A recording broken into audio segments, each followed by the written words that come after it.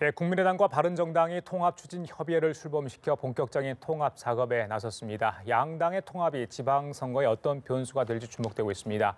한편 임종석 청와대 비서실장의 UAE 방문을 놓고 여전히 논란입니다. 진실은 오리무중입니다. 이 시간 최창열 용인대 교육대학원장, 김광덕 전 한국일보 정치부장 두 분 모시고 정치권 이슈들 짚어보도록 하겠습니다. 안녕하십니까? 안녕하세요. 예, 어서 오십시오. 예. 자, 오늘 첫 대담의 주제 이걸로 잡아봤습니다. 키워드 보시겠습니다. 자, 임종석 청와대 비서실장의 UAE 방문을 둘러싼 논란 식을질 모릅니다. 해가 지났지만 계속이 되고 있습니다. 최근에는 양국 간 군사협력 문제로 관계가 악화되면서 이를 무마하기 위해 방문했다는 설이 좀 힘을 얻고 있는 분인 것 같습니다. 자, 여야가 보는 시각은 여전히 뚜렷하고요. 한국당에서는 여전히 국정조사 얘기까지 나오고 있는 상황입니다. 먼저 화장님께서 이야기를 좀 해주셔야 될 것 같습니다. 그래서 이게 지금 굉장히 복잡하게 얽혀 있습니다. 지금 지난해 12월 9일 날 특사로 갔다 왔는데 이 문제가 더 이제 증폭되는 것 같아요. 그리고 이명박 전 대통령이 이면 합의는 없었다라고 얘기했는데 지금 그 얘기하기 전에 자유한국당이 조금 공세에 좀 고삐를 좀 늦추는 것 같았거든요. 근데 이명박 전 대통령이 이면 합의 없었다라고 얘기하면서 오히려 다시 수위를 좀 높이는 것 같고. 근데 문제는 이면 합의입니다. 과연 이제 그 원전 수주한 게 2009년도 말이었잖아요. 그리고 아크 부대 파병이 2011년도였어요. 근데 이제 그 원전을 수주하면서 이면 합의가 있었냐 없었냐의 문제입니다. 그래서 일부 보도에는 이면 합의가 있었다라는 보도도 나오긴 나왔어요. 그러나 역시 그것도 다 추측인 것이죠. 그러니까 지금 사실 언론에 보도되고 있는 여러 가지 그 얘기들이 그리고 야당이 얘기하는 것 이런 것들이 어느 것이 팩트인지 어느 것이 의혹인지 전혀 지금 알 수가 없습니다. 사실은. 의원들도 저는 별로 알 수 없다고 생각하는데. 그래요? 그러다 보니까 이면 합의가 있었는지 여부. 또 하나 문제는 최근에 또 나온 얘기가 그 정의당의 김종대 의원이 이건 방송에서 한 얘기예요. 라디오 방송에서 상호 방위 조약을 맺으려 했는데 그것이 안 돼서 상호 방위 협정으로 가려 했는데 그것도 여의치 않았다. 이명박 정부 시절이요? 이명박 정부 시절이요. 그런 다음에 2013년도에 와서 상호 군수 지원 협정 MOU를 체결했다는 거예요. 그것이 이명박 정부가 아니죠. 박근혜 정부 때 얘기입니다. 그런 부분들이 하나 있고 또 하나 문제는 박근혜 정부 때 바로 이러한 부분들을 보기 위해서 박근혜 정부 국정원이 이러한 것들 뒤져봤기 때문에 문제가 됐다라는 게 검찰 조사에서 그런 정황이 드러나는 게 또 하나 있어요. 그러니까 이런 여러 가지 복잡 다단한 문제들 때문에 이 부분은 굉장히 민감한 문제들이 이제 완전히 정치 정점화 됐어요. 이제는 분명히 진실을 밝혀야 되는데 이게 수사로 될 문제도 아닌 것이고 또 우리나라와 아랍에미레이트와의 여러 가지 복잡한 문제가 얽혀 있기 때문에 쉽게 우리 얘기하기는 어려운 상황인 것 같아요. 일단 좀 상황을 지켜보고 일단 그 왕세제가 돌아온다는 거 아닙니까? 방안을 하니까 측근 칼둔 이제 행정총장이 온다는 건데 그때 와야지 뭔가 좀 이래 어떤 그 전말이 조금이나마 좀 밝혀질 계기가 되지 않을까라고 보여지기도 합니다. 부장님, 의혹이 꼬리를 물고 있는데 이런 의혹들이 과연 어디서 나올까? 일각에서는 MB 측에서 솔솔 나오고 있다. 진앙지가 그쪽 아닌가? 이런 이야기도 있던데 부장님 보시기에는 어떻습니까? 이게? 네, 이거는 이제 야당 측에서 이제 여러 가지 제기를 하면서 또 언론에서도 또 제기를 하고 이러면서 이제 계속 이런 갖가지 설이 나오고 있는데 하나도 지금 확인되는 바는 없습니다. 그러니까 이제 진원지라는 게 이 정보를 알 수 있는 것은 청와대와 정부의 국정원 등에서 일부 알 수 있고요. 검찰에서. 그리고 야권에서는 이명박 전 대통령이 어떻든 아랍에미레이트의 첫 원전 건설을 수주한 정부이기 때문에 그러면서도 또 이명박 전 대통령이 그쪽 인맥들하고 많이 사귀었어요. 그래서 그런 정보들이 있어서 야권 한국당은 거기서 듣는 정보가 있을 것이고요.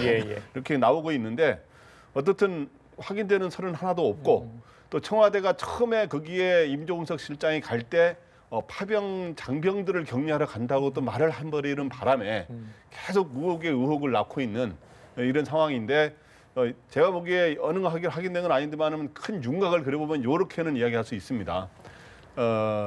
이명박 정부 때 원전 건설 수주를 20조 원을 했거든요. 그다음에 박근혜 정부가 그걸 또 문제 삼으려다가 오히려 또 원전 건설 운영에 관련해서 또 54조 원짜리를 또 수주를 했어요. 그래서 74조가 되는데 그 과정에서 원전 이것만이 아니라 아랍에미레이트는 중동에서 자기네들이 국방력을 강화하기 위해서 우리한테 그런 걸 협조를 요청을 했단 말이에요. 그러다가 이제 이명박 정부 때 2011년부터 아크 부대를 우리가 파병했는데 139명이에요. 근데 이제 거기에 그가 아프부대 파병과 관련해서 여러 가지 군사적 협조를 더 바란 게 있다는 거는 대충 정황이 드러나고 있는데 그게 이면 합의냐 아니면 아크부대 파병이라는 건 어쨌든 국회에서 동의를 구한 거기 때문에 부속적인 합의냐 이런 거에 대해서는 논란이 있을 수 있죠. 어떻든 이 과정에서 새 정부가 들어서 가지고 과거에 이명박 정부와 박근혜 정부가 아랍에미리트 관계에 뭔가 문제가 있었던 게 있느냐 없느냐 알아봤을 거 아닙니까? 이 과정에서 아랍에미리트가 뭔가 불만을 표시했고 그리고 이러한 거를 이 아랍에미리트가 경제적으로 굉장히 중요한 나라거든요. 그렇기 때문에 이 정부가 그거를 잘 설득하고 좋은 관계를 만들어 보기 위해서 임종석 실장이 갔다고 봅니다.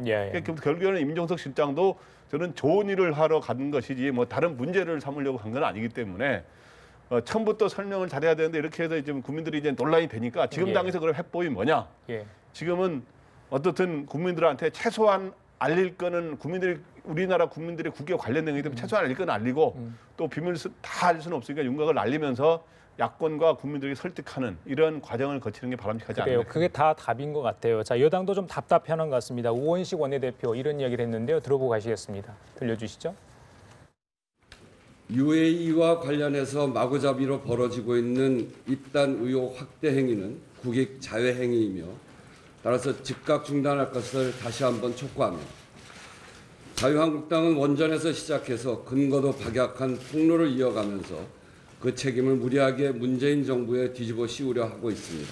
더구나 UAE의 고위급 관계자 방한을 앞두고도 연일 벌어지는 폭로가 양국 관계를 어디까지 악화시킬지 고려도 없는 것 같습니다. 자, 교수님, 한국당으로서도 이 전 정권 얘기들에서 나온 얘기인데 이런 애들이 맞다면 부담일 수 있을 것 같아요. 그래서 오늘 나온 얘기가 뭐 국가 간 조약 갖고 보복을 해서는 안 된다는 이야기가 한국당 내부에서 일각에서 나왔다고 합니다. 글쎄요, 어떻게 좀 출구 전략을 마련하는 그런 모습으로 보면 되겠습니까? 그러니까 한국당의 기본 이제 관점은 문재인 정부가 이명박 전 대통령에 대한 여러 가지 적폐 수사를 한 관점에서 그런 맥락에서 원전도 뒤지다가 뭔가 저 UAE에 좀 불만을 샀다. 이런 이제 관점을 계속 유지해 왔어요. 그리고 그것이 무리한 탈원전 정책을 추진하다가 그것이 문제가 되니까 이것을 무마하려고 달려간 거다. 임종석 실장이.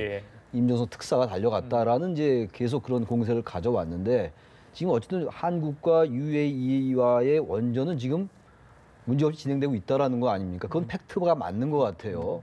원전 사업에 무슨 무리가 생기고 차질이 생긴 것 같지는 않은데 단지 이른바 끼어 팔기식으로 굳이 얘기한다면 원전을 수주하기 위해서 무리하게 이제 부대도 파병했고 또 부대가 할 수 있는 역할도 한계가 있었는데 그리고 그것이 국내법이라든지 여러 가지 법률 체계에 맞지 않기 때문에 그런 문제가 발생을 했다. 그래서 뭔가 문재인 정부로서는 지난 정부의 잘못된 이런 것들을 뭔가 해결하러 갔기 때문에 이거를 지난 정부 일이라고 해서 막무가내로 얘기할 수 없는 거잖아요. 이건 이 정부의 연속성이 있는 것이기 때문에 바로 그런데 지금 저기 우원식 대표 말따나 원내대표 말따나 야당이 너무 이것을 정치 공세화하는 측면은 분명히 있어요. 확인되지 않은 것들 너무 많이 얘기하고 있는 것 같습니다. 그러나 어쨌든 전반적인 정황은 아랍에미레이트와의 원전 수주와 관련된 여러 가지 군사적인 협조의 문제라든지 이런 건 분명히 맞는 것 같아요. 근데 그것이 그야말로 이면 계약이 있었는지 아니면 리베이트가 있었는지 이런 것도 완전히 의혹인 겁니다. 지금 그건 알 수가 전혀 없는 거예요. 그런 부분들은 야당도 좀 이제 발언의 수위를 좀 낮춰야 했어요. 이건 정말 국익에 관련된 문제고 UAE라는 게 거기서 굉장히 영향력을 많이 가지고 있는 나라고 우리나라가 UAE와 또 적대적 관계 있는 나라와도 우리가 외교관계를 가지고 있단 말이에요. 그래서 이거는 정말 국민들에게 알리는 것도 굉장히 중요합니다만 굉장히 조심스럽게 야당도 접근할 필요가 있다고 생각합니다. 알겠습니다. 자, 다음 대담 주제로 좀 넘어가 보겠습니다. 키워드 보시겠습니다. 이겁니다. 자, 국정원 특활비 그리고 다른 한 분은 공천금 수수 혐의로 각각 영장이 청구됐죠. 최경환 의원과 이우연 의원입니다. 영장 실질 심사를 받았습니다. 아마 이르면 오늘 밤 늦으면 내일 새벽에 이제 실질 심사 결과가 나올 겁니다. 지난번에 방탄국회 얘기가 나왔었는데 일단 뭐 국회 회기 상황이 아니니까 이제 신병 확보가 될지 여부가 주목되고 있는 상황인데.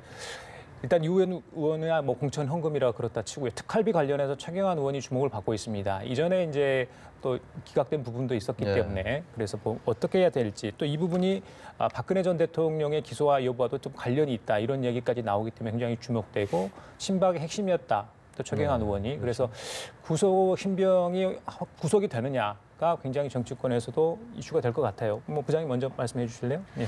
일단 오늘 밤에 이제 구속 여부가 두 사람이 결정될 텐데 이거는 첫째 어떤 의미가 있냐면 문재인 정부 들어서 국회의원이 지금 구속된 적은 없어요. 그래서 구속이 실제로 처음 되느냐 이게 또 있고 또 하나는 박근혜 정부의 국정농단과 관련해서 50명 가까운 인사들이 다 실세들이 대부분 다 구속이 됐는데 국회의원인 사람들은 지금 최경환 의원이 한때 실세했지 않습니까? 서청원. 근데 이제 최경환 의원과 그다음에 이후현 의원도 친박계거든요. 뭐 친박계 핵심 인사까지는 아니지만 그렇죠. 예, 서청원 의원과 가까운 걸로 알려져 있는데, 근데 이런 분들이 이제 친박계 인사들이 이런 게 구속이 되느냐 이런 측면에서 관심인데 제가 보기에 결론부터 이야기하자면 지금 일반적인 이 법조계 관계자들의 이야기에 따르면 구속될 가능성이 그 현역 의원이만 다소 높다. 그러나 또 그렇지 않을 가능성도 배제할 수 없다 이런 분위기예요. 그러니까 가능성이 좀 높지만 그런데 어떤 측면에서 높다게 보냐 하면은. 이 두 사람이 이제 최경환 의원 같은 경우는 이제 특활비를 수수를 1억 원을 했다는 거에 대해서 당장 이 조또하는 이병기 당시 전 국정원장이라든가 이런 사람들이 소위 일종의 인정을 하고 있단 말이죠. 그런 식으로 그 시인을 하고 있기 때문에 그런 증언들이 있고 그런데 또 이우현 의원 같은 경우는 여러 당사자들이 돈을 줬다라고 이제 하는 이런 증언들이 있는 데다가 예. 또 하나는 이거를 볼 때 여러 가지를 보는데 이 최경환 의원과 이우현 의원이 검찰 소환에 바로 응하지 않고 협력을 좀 덜 했거든요. 최경환 의원 같은 4번째 소환했을 때 그리고 이우현 의원은 3번째 했을 때 이제 소환에 응했단 말이죠. 그렇기 때문에 쉽게 말하면 현역 의원이기 때문에 도주의 우려는 별로 없는데 협력을 덜 하는 거 봐서는 증거인멸의 우려는 있다. 이런 시각이 나오더라고요. 그래서 구속될 가능성이 있다. 네, 구속 가능성이 있다는 건데 그러나 이제 구속을 안 할 가능성은 어떤 측면에서 거론되냐면 최근에 그 조윤선 전 수석이 예. 특활비 관련해서 월 500만 원입니다. 액수가 좀 다릅니다만은 어쨌든 기각이 된 게 있고 데다가 또 이우현 의원이 실제로 건강이 안 좋다 그래서 무슨 뭐 이 스텐트 수술인가 뭐 이렇게 한 그런 얘기가 있어서 그런 점을 고려해서 그런 점으로 해서 이게 또 구속이 안 될 수도 있기 때문에 예. 근데 만약에 구속이 안 될 경우는 이 검찰이 굉장히 또 부담을 느끼게 되는 거죠. 예. 근데 뭐 검찰이 이제 구속영장을 청구했는데 이 영장 심사가 지금 오늘 밤에나 끝날 것 같아요. 근데 지금 뭐 양쪽의 가능성은 다 있는 거죠. 근데 요즘 특히 이제 법원의 그 구속영장이 검찰의 입장에서 볼 때는 당연히 영장이 발부가 돼야 됨에도 불구하고 기각되는 예가 많이 있었던 거잖아요. 검찰의 입장에서 볼 때. 이번의 경우는 이병기 전 국정원장이 진술을 하고 있어요. 최경환 의원에 대해서. 그리고 또 국정원 그 문건에도 그 장부에도 나와 있다라는 거예요. 검찰의 입장에서 볼 때. 그렇다면 이른바 요즘 영장 기각의 이유로 항상 얘기되는 그 범죄 다툼의 여지가 있느냐 없냐의 문제인데 다툼의 여지가 별로 없다고 볼 수 있죠. 진술이 있고 예. 그리고 증거가 물증이 있으니까. 예. 그리고 이제 아까 우리 김 부장 말씀처럼 지금 이우현 의원도 워낙 준 사람들이 이제 진술을 하고 있는 상황이니까 그 다툼의 여지는 없는 것 같은데 요즘 어쨌든 구속영장을 발부하는데 굉장히 신중한 것 같아요, 법원이. 그래서 증거인멸과 도주협력인데 이 최경환 의원은 이제 동대구역에서 만약에 자신이 돈을 받았다면 할복한다 이런 말을 했잖아요. 그렇다면 법원 입장에서 볼 때는 그야말로 증거인멸할 수가 있다라고 판단할 개연성은 있는 것 같아요. 다시 말하면 자신의 어떤 이러한 혐의 의혹들을 잘 인정하지 않는 것이기 때문에 저는 굳이 얘기한다면 뭐 양쪽 가능성이 다 있다고 얘기하면 다 얘기할 수 있는 거니까 알겠습니다. 저는 좀 구속 가능성에 좀 무게를 좀 두고 싶습니다. 밤 늦게 구속 여부가 결정이 될 것 같습니다. 자, 다음 주제로 넘어갈 볼까요? 국민의당과 바른정당 통합 얘기를 하겠습니다. 통합의 속도를 내고 있는 것 같습니다. 오늘 통합 추진협의체 출범식이 열렸죠. 본격적인 통합 작업에 들어갔습니다. 지난번에 전당원 대회 투표했고요. 이제 통합 추진협의체가 출범을 했습니다. 자, 이제 전대에서 과연 할 수 있을까도 좀 걱정인데, 글쎄요, 네. 그렇죠? 열릴 수 있을까도 걱정이고 이상돈 위원장이 또 어떤 참석을 할지, 참석한다면 과연 또 어떤 일이 벌어질지 여러 가지 지금 시나리오들이 나오고 있는데 어떻게 예상을 하십니까? 지금 전당대회를 열리면 일단 전당대회 의장이 이상돈 의원이잖아요. 예. 통합 아주 굉장히 적극적인 반대파예요. 그리고 전당대회 부의장도 반대파들이에요. 윤영일 의원, 전남 해남 윤영일 의원, 이용호 의원 이렇게 부의장이란 말이죠. 그런데 지금 일단 안철수 대표 측에서는 통합 찬성 측에서는 전당대회에서 의장이 안 하면은 대행 체제를 하겠다라는 얘기를 하고 있고 이쪽 통합 반대파에서는 그것은 불가능하다라고 얘기하고 있는 절차의 문제인데 저는 전당대회에서 이상돈 의원이 의장이 그 소집을 하지 않는다 하더라도 어떻게든 열 수는 있을 것 같아요. 예. 지금 이미 이제 통합은 단 이제 그 통합반대파 호남 중진 의원들이 과연 이 합당 통합에 합류하냐의 문제인데 저는 합류하지 않을 것 같아요. 지금 지금까지 여러 가지 행동이나 정치적 발언들을 볼 때 예. 그런 게 요점이고 핵심인 것이지 예. 통합에 대한 절차의 문제는 그대로 갈 것 같아요. 이른바 통합 열차는 이미 거의 떠났다라고 보는데 단지 이것이 예. 지금 일부 여론조사에 의하면 지금 이제 이른바 통합 신당이라고 이름을 만약 붙인다면 이 신당의 지지율이 꽤 높게 나온다라는 여론조사 하나 있었어요. 맞습니다. 근데 이거는 호남 중진 의원들이 완전히 이탈 없이 합류해서 시너지가 났을 때 얘기라고 저는 생각을 합니다. 아. 만약에 국민의당 내부의 호남 중진들의 상당수가 이탈한다면 저는 그 시너지는 굉장히 반감될 수밖에 없다. 지난번에 통합전당대회에 그 당원 투표에 대해서 가처분 신청된 의원이 20명이었고 예. 그리고 18명이 반대를 했었어요. 예. 2명은 당직자니까 빠졌던 거고 그렇다면 이건 상당한 규모거든요. 물론 이분들이 다 이탈한다고 볼 수는 없겠지만 저는 그렇다면 통합신당의 지지율이 과연 그렇게 나올 수 있겠느냐는 좀 별개의 문제가 아닌가라고 생각하는데 일단 절차의 문제는 그런 문제 있다 하더라도 통합 절차는 갈 것 같다는 생각이 듭니다. 알겠습니다. 부장님 어떻게 예상하십니까?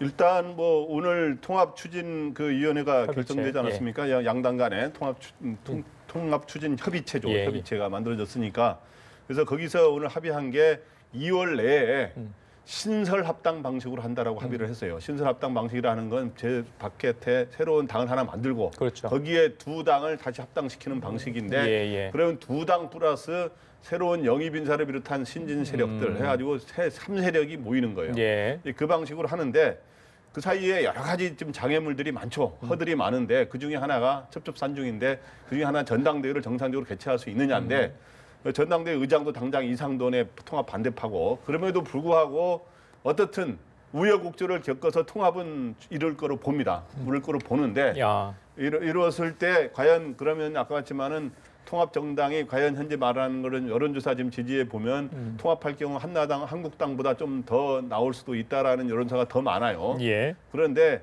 실제로 그렇게 되느냐? 또 실제로 지방선거에서 과연 한국당과의 야권 경쟁에서 과연 그렇게 앞설 수 있냐에 대해서는 제가 보기에는 영남권에서는 아무래도 한국당이 우위를 그럼에도 점할 가능성이 높고요. 예. 근데 수도권에서는 치열한 2, 3위 경쟁이 있을 수가 있어요. 그 점에 상당히 앞으로 이 야권의 재편과 관련해서는 예. 그 점은 아까 말했지만 호남 의원이 떨어져 나가버리면 또 안 되는 게 아니냐 그러는데 그 수도권에서 2, 3위 다툼이 어떻게 되느냐 예. 이게 앞으로 이제 정치적 또 다른 정계 재편의 가능성을 거기에서 이제 찾을 수 있다 이렇게 봅니다. 그래요. 말씀을 하셨기 때문에 여쭤볼게요. 자, 한국당에서는 국민의당과 바른미래당 통합에 대해서 겉으로는 시큰둥하지만 속내는 조금 걱정을 하는 느낌입니다. 서울과 수도권 상황이 특히 신경이 쓰이는 것 같아요. 보니까. 그래서 홍준표 대표가 인재 영입에 온 힘을 기울이겠다. 3월 말까지 공천을 마무리하겠다. 이런 얘기입니다. 최근에 홍정욱 전 의원랄지 장제국, 그다음에 만대일 경제법관 다 영입에 실패하지 않았습니까? 일단은 새로운 인사들을 마련해서 굉장히 전문가 그룹을 꾸리겠다 이런 이야기인 것 같습니다. 홍 대표 이야기는 잘 될까요? 이게 안 되면 지방선거 좀 힘들지 않을까요? 지금 한국당의 경우에는 지지율 자체가 낮잖아요. 지금 제1야당의 그 규모에 비해서 아주 지지율이 굉장히 좀 미미한 편인데 지금 말씀하신 그런 인사들이 다 이제 출마하지 않겠다는 입장이잖아요. 여러 가지 이유가 있겠습니다만 일단 승산 가능성이 낮다고 봤을 것 같아요. 모르긴 몰라도. 지금 일단 현재의 문재인 대통령의 지지율이 높고 여전히 그리고 정당 지지도도 더불어민주당이 상당히 높지 않습니까? 다른 야당들에 비해서 이런 점에서 인재 영입을 한다 하더라도 그러니까 선거라는 게 정당 요인과 후보자 요인 여러 가지가 있잖아요. 그리고 그 당시에 정책 요인, 그러니까 지방선거가 과연 문재인 정부에 대한 중간평가의 프레임이 잡힐 것이냐 아니면 그렇지 않고 뭔가 1년밖에 안 됐기 때문에 적폐청산 그리고 민생 이런 것들 개혁에 대해서 뭔가 힘을 실어줘야 되겠다라는 프레임 중에서 어느 쪽이 되느냐에 따라서 커다란 선거 구도의 문제거든요. 선거 구도가 가장 중요하지 않아요? 그다음에 이제 인물 문제, 정당 문제로 가는 것이기 때문에 지금의 선거 구도나 이런 걸로 볼 때 물론 앞으로 6개월이기 때문에 변수는 굉장히 많이 있습니다만 적어도 2단계가 계속된다면은 한국당은 인재 영입에 상당한 애로를 겪을 수가 있다라는 생각이 듭니다. 게다가 바른정당과 국민의당이 통합하면 역시 약간 보수 쪽으로 기울 가능성이 높아요. 중도 통합이라고 합니다만 저는 중도 통합이라기보다는 사실상 보수 통합 쪽으로 가까이 갈 가능성이 높다고 보기 때문에 그러면 여권의 야권의 보수표를 약간 갉아먹을 수도 있어요. 그래서 아마 홍준표 대표가 굉장히 민감하게 반응하는 것이 아닌가 이렇게 보여집니다. 그래요. 알겠습니다. 자, 오늘 두 분 말씀 여기까지 듣도록 할까요? 지금까지 추창열 영인대 교육대학원장, 김광덕 전 한국일보 정치부장이었습니다. 말씀 감사합니다. 예.